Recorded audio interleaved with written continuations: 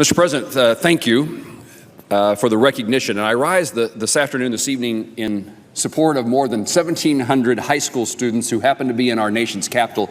In fact, this week, they are part of the Electric Cooperative Youth Tour. During this year's tour, students will participate in leadership training and gain firsthand insight into the legislative process. And those electric cooperatives that sponsor these kids coming to Washington, D.C. from my state, yours, and every other state across the country. Electric cooperatives are more than just poles and wires. They're about people and communities, and recognizing that youth are the future of those communities is what the Rural Electric Cooperative program is all about, sending 51 students to Washington, D.C. for 51 straight years so future leaders can have a front row seat to American government. What would rural communities look like without power? That's a pretty difficult thing to imagine. Think about the power of electric cooperatives. Sure, our local electric co-ops keep the lights on, but as I say, they do much more than that. Co-ops are not-for-profits, and they're owned by their members.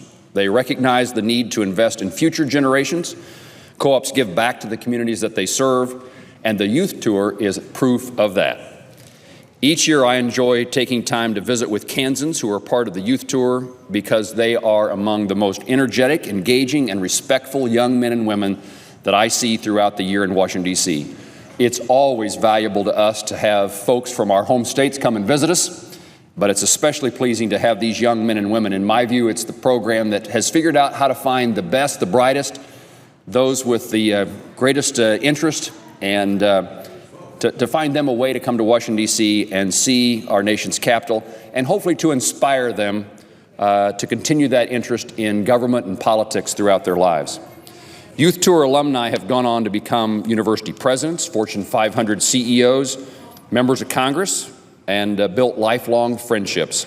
In fact, just last week I had in my office Jacob Helm, Norcatur, Kansas, small town on the Colorado-Nebraska part of our state.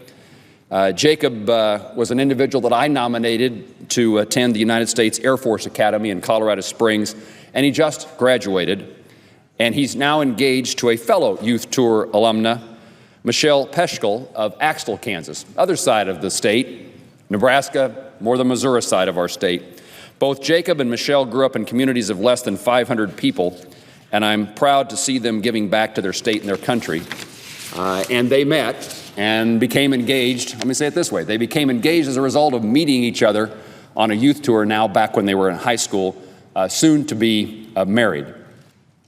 My own interest in public service stemmed from a summer internship for my congressman when I was in college, and I'm hopeful that visits like these that the Rural Electric Cooperatives provide for these young men and women, these visits to Washington, D.C., will inspire these young people to get involved, to work, to improve their hometowns, our state, and our nation.